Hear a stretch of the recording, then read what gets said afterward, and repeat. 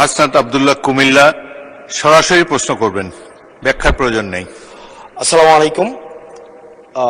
যেহেতু শিক্ষার নিয়ে কথা হচ্ছে, আমাদের বর্তমানে মাননীয় স্পিকার, আমরা যদি বর্তমান শিক্ষা ব্যবস্থা দেখি, আমাদের এন্ট্রান্স ইনস্টিটিউশনগুলোতে বিশেষ করে প্রাথমিক শিক্ষায় আমরা দেখছি যে ভর্তি প্রক্রিয়াতে আমাদের এখন দুইটা পদ্ধতি প্রচলিত ছিল। এডমিশন বাই মেরিট আগে প্রচলিত ছিল, এখন সেটা কনভার্ট হয়েছে এডমিশন বাই লটারির মাধ্যমে হচ্ছে এখানে বাচ্চাদেরকে ভর্তি করা হয়। ফলত যেটা হয়েছে, ফিডার ইনস্টিটিউশনগুলোর শিক্ষার মান অনেক কমে গিয়েছে, যার ফলে টার্সিয়ারি এডুকেশনে আমরা হচ্ছে কোয়ালিটি সম্পন্ন ছাত্র আমরা হচ্ছে বিশ্ববিদ্যালয়গুলোতে আমরা পাঠাতে পারি না।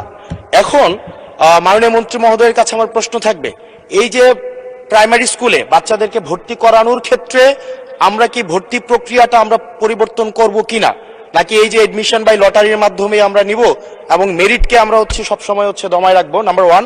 আর নাম্বার টু হচ্ছে, আমাদের বর্তমান শিক্ষা পদ্ধতিতে আমরা যদি দেখি, আমরা যারা পয়সা দিয়ে কিনতে পারে তারা হচ্ছে এখন ইংরেজি মাধ্যমটা কিনছে, যারা পয়সা দিয়ে ইংরেজি মাধ্যম কিনতে পারে না তারাই কেবল আপনি যেই শিক্ষা পদ্ধতি আমাদের জন্য জনজীবনের জন্য আপনি চালু করেছেন সেটা আমরা কিনছি, আর যারা সেটাও কিনতে পারে না তারা হচ্ছে মাদ্রাসা শিক্ষা পদ্ধতি কিনছে।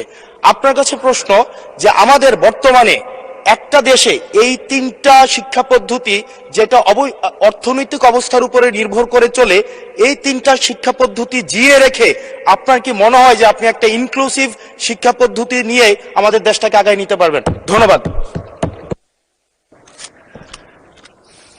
মূল প্রশ্ন ছিল জাহাঙ্গীর হোসেনের, মাননীয় সদস্য, সারা দেশে প্রাথমিক ও গণশিক্ষার উন্নয়নে কোনো প্রকল্প গ্রহণ করা হইয়াছে কিনা, হইলে তাহা কি?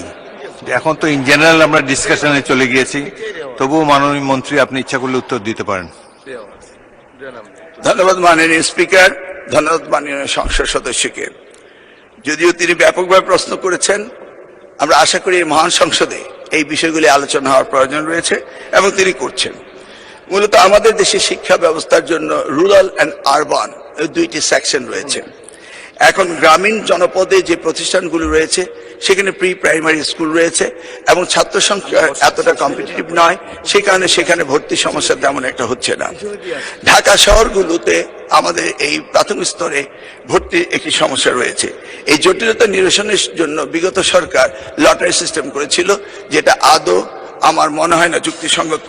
তবে আগামী বছরে এই শিক্ষা ব্যবস্থা ভর্তি সিস্টেম কিভাবে করা হবে সেটা আনুষ্ঠানিকভাবে আমরা স্টেক হোল্ডারদের সাথে, অর্থাৎ অভিভাবকদের সাথে বিভিন্ন রকম সেমিনার সিম্পোজিয়াম করে মাননীয় সংসদ সদস্য সকলের অভিমত নিয়ে একটি জনমত সৃষ্টি করে আমরা আগামী 2027 জানুয়ারি ভর্তির বিষয়ে চিন্তা করব।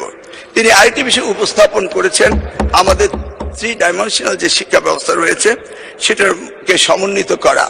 ধর্ম অনুভূতিতে ইবতেদায়ী রয়েছে, মাদ্রাসার মধ্যে রয়েছে, কওমিতে রয়েছে, ইংলিশ মিডিয়াম রয়েছে, বাংলা মিডিয়াম রয়েছে, সবগুলিকে সমন্বিত করা একটি জটিল ব্যাপার রয়েছে।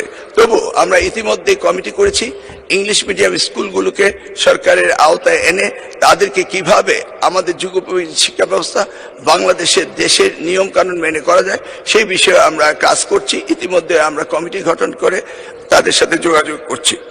দ্বিতীয়টি হলো ইবতেদায়ী শিক্ষা ব্যবস্থা, সেটাকেও আমরা ইতিমধ্যেই আমরা সেই বিষয়ে ব্যাপক কাজ শুরু করেছি।